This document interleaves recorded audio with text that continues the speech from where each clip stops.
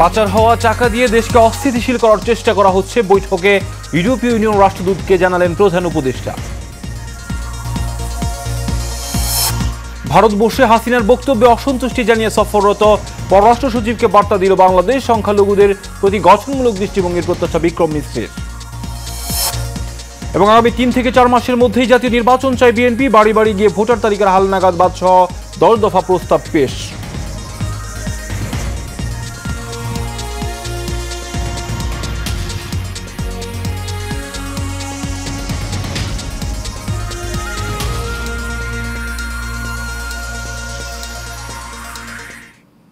স্বাগত এশিয়ান সকালের সংবাদের সঙ্গে আছে আমি কাউসার আহমেদ। এখন শুনছিলেন বিআরবি কেবল ইন্ডাস্ট্রিজ লিমিটেড সংবাদ শিরোনাম। চলে যাচ্ছি বিস্তারিত সংবাদে।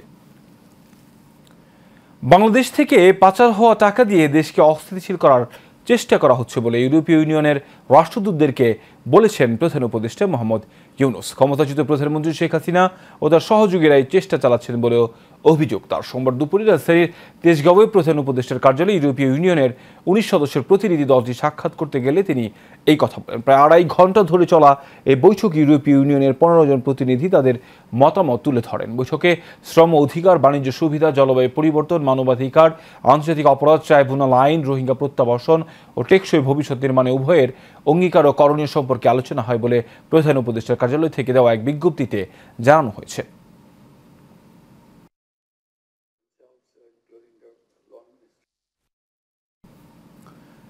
বাংলাদেশ নিয়ে ভারতীয় গণমাধ্যমে অপপ্রচারের বিষয়ে ভারতের দৃষ্টি আকর্ষণ করা হয়েছে বলে জানিয়েছেন পররাষ্ট্র সচিব মোহাম্মদ জসিমউদ্দিন।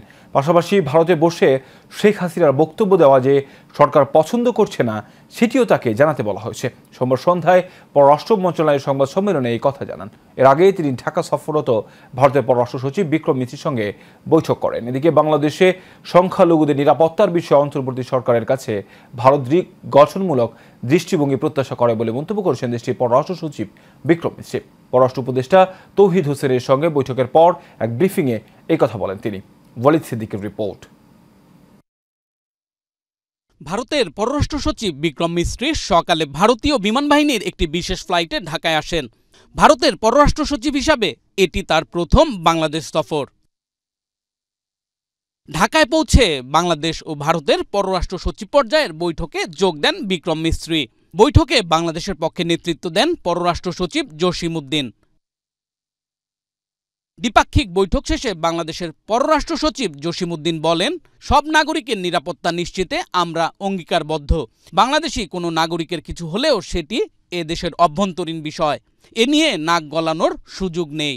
বাংলাদেশে বসবাসরত সব ধর্ম নির্বিশেষে স্বাধীনভাবে সব মানুষ ধর্মচর্চা করে আসছে এবং এ বিষয়ে কোনো ধরনের বিভ্রান্তি এবং অপপ্রচারের সুযোগ নেই। এ বিষয়ে বাংলাদেশ সরকার সরেজমিন অবস্থা দেখার ও পর্যবেক্ষণ করার জন্য বিদেশি সাংবাদিকদেরও আহ্বান জানিয়েছেন। সেই সাথে আমরা এও বলেছি যে এটি আমাদের অভ্যন্তরীণ বিষয় এবং আমাদের অভ্যন্তরীণ বিষয়ে অন্য দেশের মন্তব্য সমীচীন নয়। ভারতের পররাষ্ট্র সচিব বিক্রম মিশ্র বলেন, ভারত বাংলাদেশের সঙ্গে গঠনমূলক ও ইতিবাচকভাবে সম্পর্ক এগিয়ে নিতে চায়। এজন্য দুই দেশের জনগণের স্বার্থে বাংলাদেশের অন্তর্বর্তী সরকারের সঙ্গে ঘনিষ্ঠভাবে কাজ করতে আগ্রহী তারা। Today's discussions have given both of us the opportunity to take stock of our relations, and I appreciate the opportunity today to have had a frank, candid and constructive exchange of views with all my interlocutors. Vikram মিশ্র আরও বলেন, অত্যন্ত খোলামেলা ও গঠনমূলক আলোচনা হয়েছে। ভারত বাংলাদেশের সঙ্গে একটি ইতিবাচক, গঠনমূলক ও পারস্পরিক স্বার্থ সংশ্লিষ্ট সম্পর্ক চায় বলেও জানান তিনি। I emphasized that India desires a positive, constructive and mutually beneficial relationship with Bangladesh. We have always seen in the past and we continue to see in the future this relationship as a people-centric and people-oriented relationship, one that has the benefit of all the people as its central motivational force. সংখ্যালঘুদের নিরাপত্তা ও কল্যাণের স্বার্থ সম্পর্কিত উদ্বেগগুলো উপস্থাপনের পাশাপাশি সাংস্কৃতিক, ধর্মীয় ও কূটনৈতিক বিষয় দ্বিপাক্ষিক আলোচনায় গুরুত্ব পেয়েছে বলেও জানান তিনি। Walid Siddiqui, Asian television. সংস্কারের জন্য 3 থেকে 4 মাসের বেশি সময়ের প্রয়োজন আছে বলে মনে করেন না বিএনপি। দলের গঠিত সংবিধান সংস্কার কমিটির সদস্যরা জানান, নতুন করে বাড়ি বাড়ি গিয়ে ভোটার তালিকা করা সময়ের অপচয়। সোমবার বিএনপির গুলশান অফিসে সংবাদ সম্মেলনে তারা এই কথা বলেন। এ সময় নেতারা বলেন, যাদের নেতৃত্বে নির্বাচনী প্রক্রিয়া কলঙ্কিত হয়েছে তাদের বিরুদ্ধে তদন্ত সাপেক্ষে ব্যবস্থা নেয় এবং অভিযুক্তদের আগামীতে কোনো নির্বাচনী কাজে আর যুক্ত না করার সুপারিশ করা হয়েছে। বাড়ি বাড়ি গিয়ে ভোটার তালিকা না করে বরং হালনাগাদের পরামর্শ তাদের। এ সময় সংবিধানে আরপিও সংশোধন, সীমানা নির্ধারণ, নির্বাচনী কর্মকর্তাদের ভূমিকা, এনআইডির ক্ষমতা ইসিতে অর্পণ সহ নির্বাচন সংক্রান্ত 10টি সুপারিশ তুলে ধরেন তারা। যারা দীর্ঘদিন ভোট দিতে পারেনি তাদেরকে একটি সুষ্ঠু পরিবেশের মাধ্যমে কেন্দ্রে নিতে চায় বলেও জানায় বিএনপির নেতারা।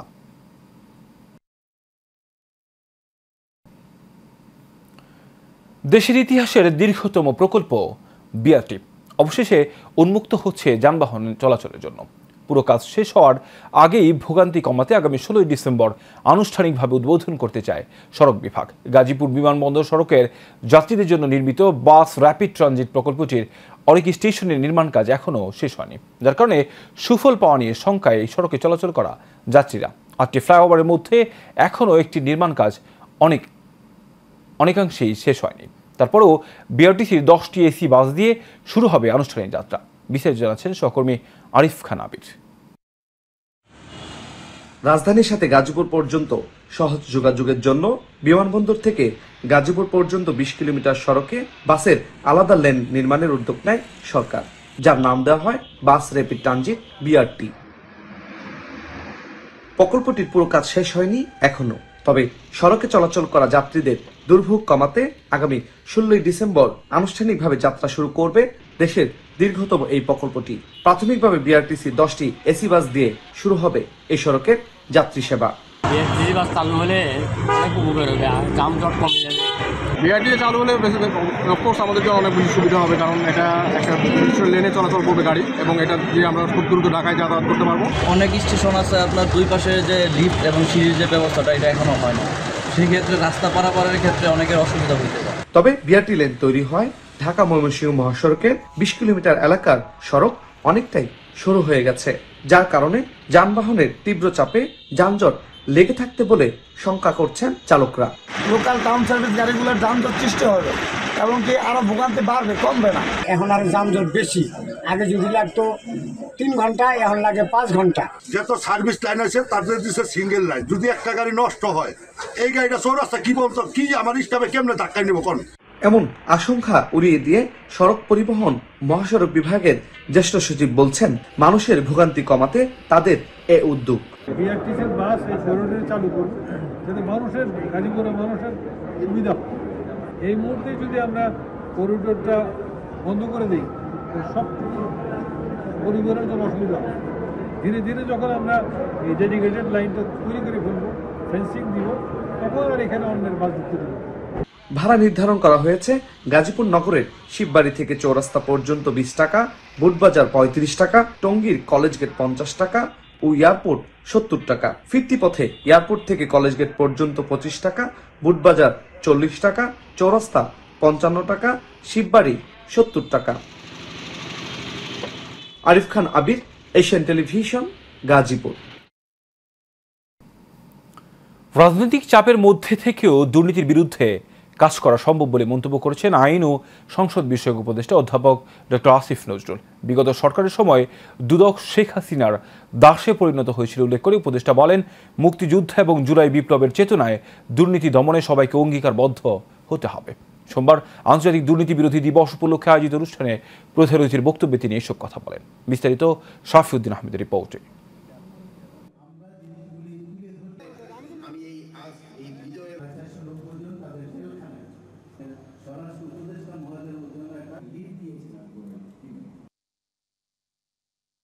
আন্তর্জাতিক দুর্নীতি বিরোধী দিবস উপলক্ষে রাজধানীর ডিপ্লোমা ইঞ্জিনিয়ার্স ইনস্টিটিউশনে আয়োজিত সভায় আওয়ামী লীগ সরকারের আমলের দুর্নীতির ফিরিস্তি তুলে ধরে আইন ও সংসদ বিষয়ক উপদেষ্টা অধ্যাপক ডক্টর আসিফ নজরুল বলেন, রাজনৈতিক চাপের কারণে যারা দুর্নীতির বিরুদ্ধে কাজ করতে পারেননি তাদের জন্য নিজেকে প্রমাণ করার সময় এখন। শেখ হাসিনা এবং তার পরিবারের কাছে দুদক যেন দাসে পরিণত হয়েছিল। তখন এমপি মন্ত্রীরা হাজার কোটি টাকার দুর্নীতি করলেও কোনো বিচার হতো না। একই সাথে ভবিষ্যতে যে কোনো রাজনৈতিক সরকার ক্ষমতায় আসলেও তাদের চাপ মোকাবেলা করে সততার সাথে কাজ করার তাগিদ দেন উপদেষ্টা। এই সরকার থাকবে না, একসময় পলিটিক্যাল সরকার থাকবে। পলিটিক্যাল চাপ থাকলে যতটা পারা যায় সেটাকে এড়ানোর চেষ্টা করি। পলিটিক্যাল চাপ থাকা সত্ত্বেও অনেক ভালো কাজ করা সম্ভব। যেখানে পলিটিক্যাল চাপ থাকবে না সেখানে তো ভালো কাজ করা সম্ভব হয়। সেই সমস্ত জায়গায় যেন একটা অন্যায় না করি, এই প্রত্যয় আমাদের থাকুক। তাহলেই আমাদের এই জুলাই যে গণ অভ্যুত্থান আছে, তাহলেই যে আমাদের ৭১-এর মুক্তিযুদ্ধ আছে, সেটার প্রতি সত্যিকারের শ্রদ্ধা জানানো হবে। সমাজ থেকে দুর্নীতির বিরুদ্ধে কথা বলার সংস্কৃতি উঠে গেছে উল্লেখ করে ডক্টর আসিফ নজরুল বলেন, মুক্তিযুদ্ধ এবং জুলাই বিপ্লবের চেতনা ধারণ করে দুর্নীতি রুখে দিতে হবে। আমাদের তো সবাইকে মরতে হবে, এর চেয়ে বড় সত্য তো দুনিয়াতে নাই। যদি সত্যি ধার্মিক হন, যদি সত্যি বিবেকবান হন, যদি সত্যি পরকালে বিশ্বাস করেন, যেই ধর্মের হন না কেন, একমাত্র এই কারণেই আপনাকে সৎ থাকতে হবে, অন্য কোনো কিছু দরকার নাই। কিসের বিচার হবে, কি দুদক, কি বিচার বিভাগ, কিচ্ছু না। এই টিচিং গুলা আপনাদের সন্তানদেরকে দেন, আপনার কমিউনিটিকে দেন। আমি তো আমার মসজিদে ইমামকে বলতাম যে ভাই আপনি কখনো বলেন না কেন যে আপনারা যারা অসৎভাবে টাকা উপার্জন করলে আপনার নামাজি কবুল হয় না? বলে স্যার এটা বললে তো সমস্যা আছে। কেন সমস্যা ছিল বুঝতে পারছেন তখন? দুদকের আয়োজনে আলোচনা সভায় সভাপতিত্ব করেন সংস্থার সচিব খোরশেদা ইয়াসমিন। বিশেষ অতিথি ছিলেন ট্রান্সপারেন্সি ইন্টারন্যাশনাল বাংলাদেশের নির্বাহী পরিচালক ও দুদক সংস্কার কমিশনের প্রধান ডক্টর ইফতেখারুজ্জামান। দুদক তার পর্যাপ্ত ভূমিকাটি যথাযথ পালন করতে পারবে না যতদিন পর্যন্ত আমাদের আমলাতন্ত্র এবং আমাদের রাজনৈতিক সংস্কৃতিতে ইতিবাচক পরিবর্তন না হয়েছে। এর আগে সকালে দিবসটি উপলক্ষে সেগুনবাগিচায় প্রধান কার্যালয়ের সামনে দুর্নীতির বিরুদ্ধে তারুণ্যের একতা, গড়বে আগামীর সভ্যতা এই প্রতিপাদ্যে মানববন্ধন, র্যালি সহ বিভিন্ন আয়োজন করে দুর্নীতি দমন কমিশন। উল্লেখ্য, জাতিসংঘ ২০০৩ সালের ৯ ডিসেম্বরকে আন্তর্জাতিক দুর্নীতি বিরোধী দিবস ঘোষণা করার পাশাপাশি সারা বিশ্বকে দুর্নীতির বিরুদ্ধে ঐক্যবদ্ধ করার লক্ষ্যে United Nations Convention against corruption আনকাকের মাধ্যমে দুর্নীতি বিরোধী কার্যক্রম পরিচালনা করছে। সদস্য রাষ্ট্র হিসাবে দুর্নীতি দমন কমিশন ২০০৭ সাল থেকে আন্তর্জাতিক দুর্নীতি বিরোধী দিবস পালন শুরু করে। শাফিউদ্দিন আহমদ, এশিয়ান টেলিভিশন, ঢাকা। স্বরাষ্ট্র উপদেষ্টা জাহাঙ্গীর আলম চৌধুরী বলেছেন, আইন শৃঙ্খলা বাহিনীর পক্ষে কোনো রাজনৈতিক দলকে বাড়তি সুবিধা দেওয়ার সুযোগ নেই। সুশাসন প্রতিষ্ঠায় আইন শৃঙ্খলা বাহিনীর তেলবাজি বন্ধ করতে হবে। সোমবার খুলনা জেলা শিল্পকলা একাডেমির অডিটোরিয়ামে এক মতবিনিময় সভায় এই কথা বলেন তিনি। এই সময় তিনি ডিবি সদস্যদের উদ্দেশ্যে বলেছেন, সিভিল ড্রেসে কাউকে গ্রেফতার করা যাবে না। নিরপরাধ কেউ যেন শাস্তি না পায়। ভুয়া মামলাকারীদের ছাড় দেওয়া হবে না, তাদের আইনের আওতায় আনা হবে। সভায় পুলিশের আইজিপি সহ উচ্চপদস্থ কর্মকর্তারা উপস্থিত ছিলেন।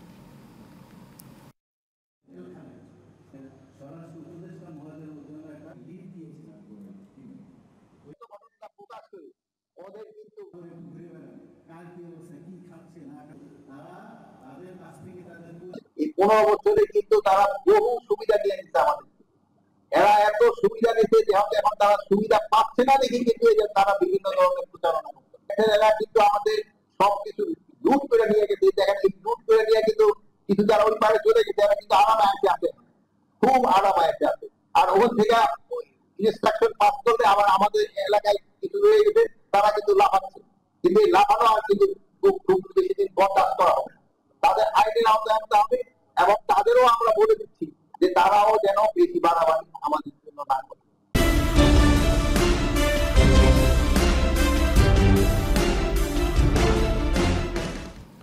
গাজীপুরের কালিয়াকুর উপজেলার মৌচাক এলাকায় প্রতিষ্ঠিত হয়েছে একটি মাল্টিমিডিয়া স্কুল।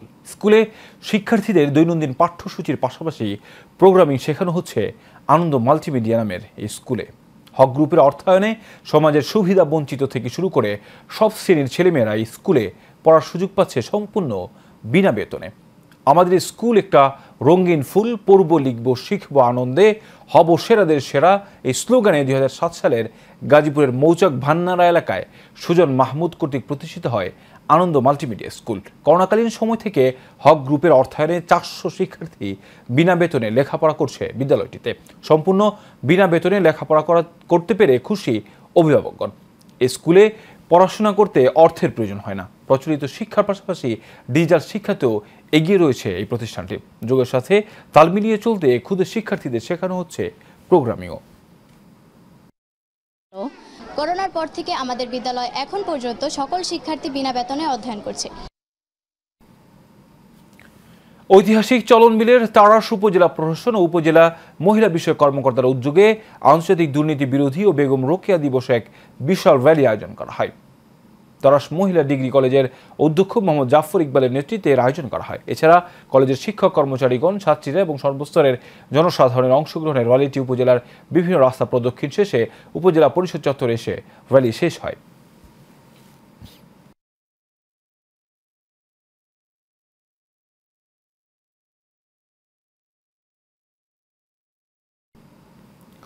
আন্তর্জাতিক নারী নির্যাতন প্রতিরোধ ও বেগম রোকেয়া দিবস উপলক্ষে নারায়ণগঞ্জের ২৫০০ সংবর্ধনা, আলোচনা ও সাংস্কৃতিক অনুষ্ঠান হয়েছে। উপজেলা প্রশাসন ও মহিলা বিষয়ক কর্মকর্তার আয়োজনে উপজেলা সম্মেলন কক্ষে এতে প্রধান অতিথি ছিলেন উপজেলা নির্বাহী কর্মকর্তা সাজ্জাদ হোসেন। উপজেলা মহিলা বিষয়ক কর্মকর্তা নাজমা আক্তারের সভাপতিত্বে উপস্থিত ছিলেন সহকারী কমিশনার ভূমি শাহনাজ পারভিন, উপজেলা সিনিয়র মৎস্য কর্মকর্তা জেসমিন আক্তার সহ আরও অনেকেই।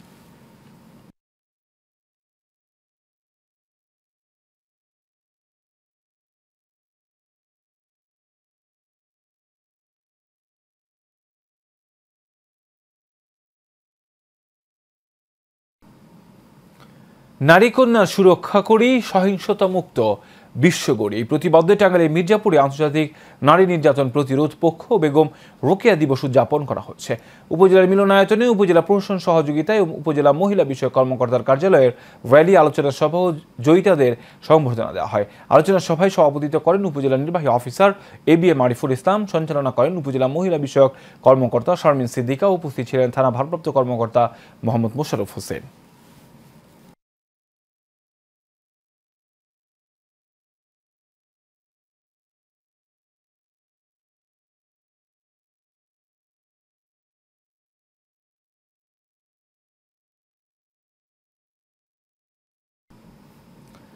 ঢাকার ধামরাইয়ের দুর্নীতির বিরুদ্ধে তারুণ্যের ঐক্যকে আরও শক্তিশালী করতে আলোচনা সহ নানা অনুষ্ঠানের আয়োজন করা হয়।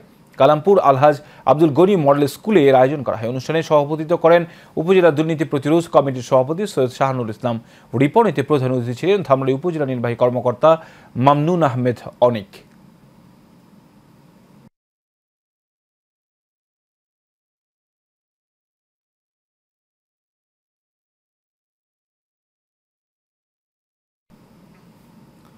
পরিবেশ রক্ষায় যার যার জায়গা থেকে নিজে সচেতন হতে হবে, অন্যথায় শুধু নিয়ম দিয়ে পরিবেশ রক্ষা বা পরিষ্কার করা যাবে না বলে মন্তব্য করেছেন পরিবেশ অধিদপ্তর ফরিদপুরের উপপরিচালক মোহাম্মদ সাইদ আনোয়ার। ফরিদপুর শহরের পরিবেশকে পরিচ্ছন্ন রাখতে এক ভলান্টিয়ার প্রশিক্ষণে প্রধান অতিথির বক্তব্যে তিনি এসব কথা বলেন। অনুষ্ঠানে বিশেষ অতিথি হিসেবে আলোচনা করেন পরিবেশ অধিদপ্তর ফরিদপুরের সিনিয়র কেমিস্ট মোহাম্মদ আরিফুল ইসলাম। তথ্যচিত্র উপস্থাপন করেন সাংবাদিক মোহাম্মদ আনিসুর রহমান। পরে সার্টিফিকেট বিতরণের মাধ্যমে কর্মশালা সমাপ্তি ঘোষণা করেন প্রতিষ্ঠানটির প্রধান জুবায়ের হোসেন। ময়মনসিংহের গফরগাঁও উপজেলা প্রশাসনের আয়োজনে মুক্ত দিবস পালিত হয়েছে।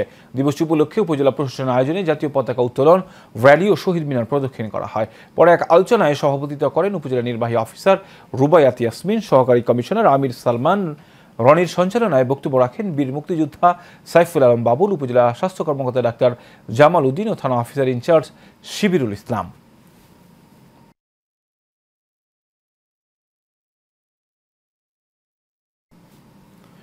চাঁদপুরের হাইমচরে মাছের প্রজেক্ট ও সরকারের খাস জমিতে চাঁদাবাজির অভিযোগ উঠেছে। এ ঘটনায় ভুক্তভোগী খালেক সর্দার হাইমচর থানায় একটি অভিযোগ দায়ের করেন। ভুক্তভোগী জানায় চাঁদা না দেওয়ায় মারধর করা হয় তার ছেলেকে। পরে তাকে উদ্ধার করে চাঁদপুর সদর হাসপাতালে ভর্তি করা হলে মাছের প্রজেক্ট থেকে ৫ লাখ টাকার মাছ ধরে নিয়ে যায় অভিযুক্তরা।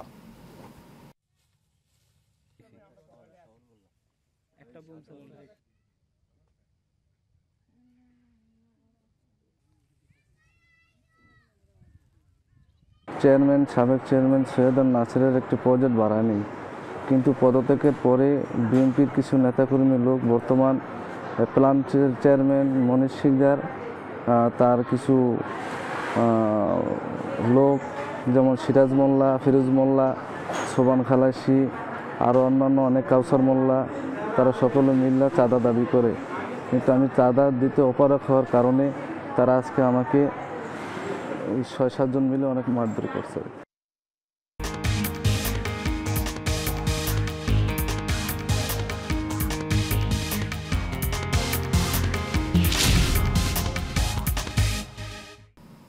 এবার আন্তর্জাতিক সংবাদ।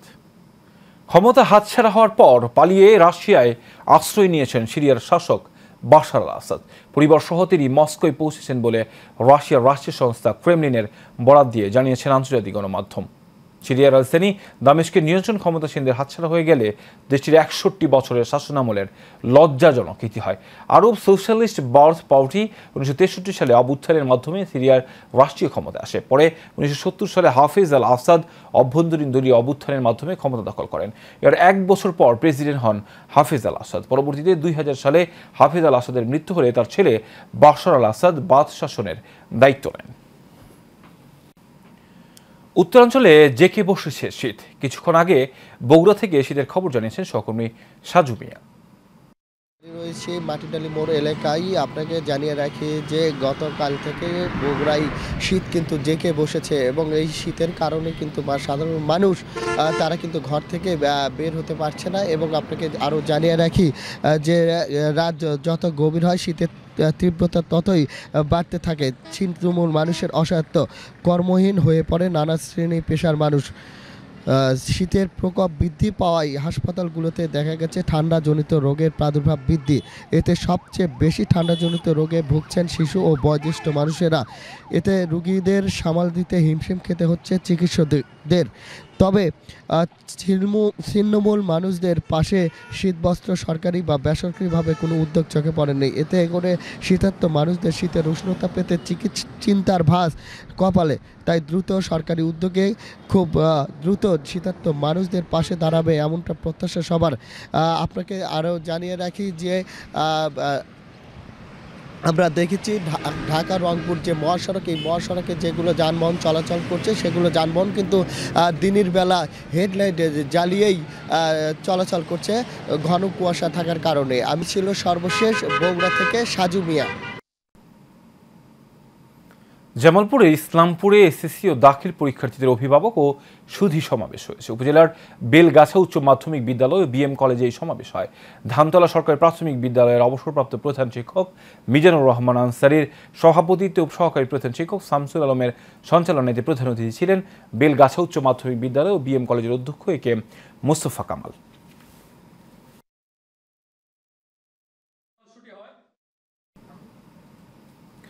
দারিদ্র্য বিমোচনের লক্ষ্যে ব্যাপক প্রযুক্তি নির্ভর সমন্বিত সম্পদ ব্যবস্থাপনা প্রকল্পের আওতায় ৫ দিনব্যাপী প্রশিক্ষণ কর্মসূচি ও সামাজিক কর্মকাণ্ড স্বেচ্ছাসেবকমূলক কাজের যুবতীর ভূমিকা শীর্ষক জনসচেতনামূলক কর্মশালা হয়েছে। প্রশিক্ষণ কর্মসূচি বিষয়ক সমন্বিত পারিবারিক খামার স্থাপন ও সম্প্রসারণ এবং বায়োগ্যাস প্রযুক্তি বিষয়ক এই প্রশিক্ষণ হয়। এতে প্রধান অতিথি ছিলেন যুব উন্নয়ন অধিদপ্তর টাঙ্গাইলের উপপরিচালক ফাতেমা বেগম। সঞ্চালনা করেন উপজেলা যুব উন্নয়ন কর্মকর্তা মোহাম্মদ সাইফুল ইসলাম।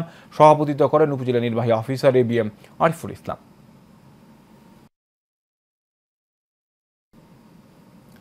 গাজীপুরের কাপাসিয়ায় brigadier general ASM Hannan Shastri football টুর্নামেন্টের সেমিফাইনাল খেলা অনুষ্ঠিত হয়েছে। ঘাগডিয়া ঢালা ওয়েলফেয়ার ক্লাব মাঠে এই খেলা অনুষ্ঠিত হয়। খেলায় ট্রাইবেকার মুত্তাকিনপাড়া ফুটবল একাদশকে হারিয়ে পরিয়াব ফুটবল একাদশ ৫-৪ গোলে জয়লাভ করে। এ সময় উপস্থিত ছিলেন কাপাসিয়া উপজেলা বিএনপির যুগ্ম সাধারণ সম্পাদক আফজাল হোসেন বেপারী, বীর মুক্তিযোদ্ধা আজিজুর রহমান পেরা সহ আরও অনেকেই। সিভা ফ্রিডম ইন্টারন্যাশনাল স্কুল ও Shishu Bikash Institute children with special needs department of সিবাইয়ের যৌথ আয়োজনে চট্টগ্রাম জেলা শিল্পকলা একাডেমির মূল অডিটোরিয়ামে অনুষ্ঠানের আয়োজন করা হয়। সিভা স্কুলের শিশু কিশোরদের অংশগ্রহণে বর্ণাঢ্য আয়োজনে পরিবেশনায় ছিল না নৃত্য, সঙ্গীত, ম্যাজিক শো, আবৃত্তি সহ অন্যান্য সৃজনশীল বিষয়। এ সময় স্বাগত বক্তব্যে সিভার প্রতিষ্ঠাতা ও ব্যবস্থাপনা পরিচালক হাসান মুরাদ বলেন, চট্টগ্রামের সিভা একমাত্র শিক্ষা প্রতিষ্ঠান যেখানে আছে ইনক্লুসিভ শিক্ষার পরিবেশ।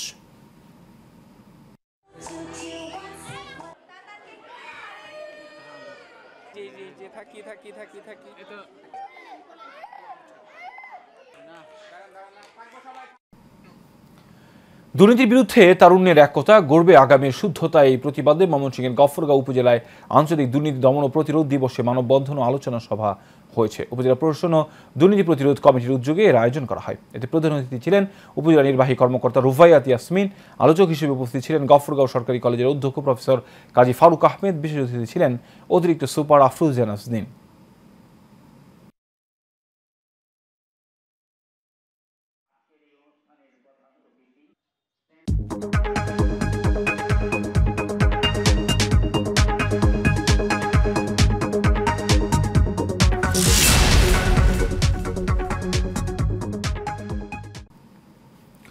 এক্সিম ব্যাংক বাণিজ্য সংবাদ। মাছ উৎপাদন বৃদ্ধি করি, সুখী সমৃদ্ধ দেশ গড়ি স্লোগানকে সামনে রেখে গাজীপুরের কালিয়াকুড়ে বোয়াল ইউনিয়নে তুরাগ নদীর উত্তর তীরে অতি মনোরম পরিবেশে উজান বিলে প্রবাসী বাংলা মৎস্য খামার প্রজেক্ট 2 এবং মাছ ছেড়ে উদ্বোধন করেন মৎস্য খামারের ম্যানেজার আবু হানিফ মিয়া।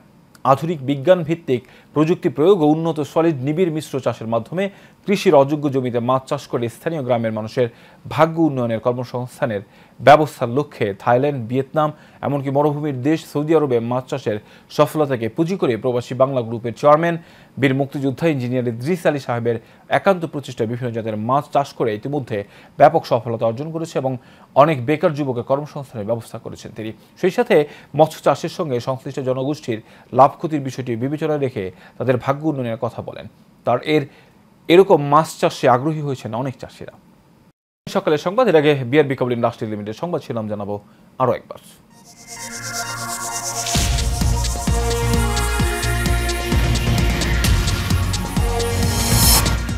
পাচার হওয়া টাকা দিয়ে দেশকে অস্থিতিশীল করার চেষ্টা করা হচ্ছে, বৈঠকে ইউরোপীয় ইউনিয়ন রাষ্ট্রদূতকে জানালেন প্রধান উপদেষ্টা।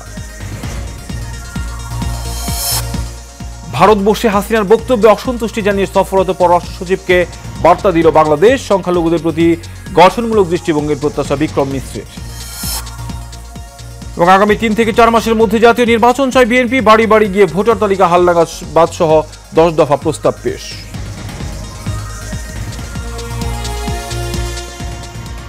এশিয়ান সকালের সংবাদ এ পর্যন্তই। পর সংবাদ দেখার আমন্ত্রণ রইল। ধন্যবাদ সবাই।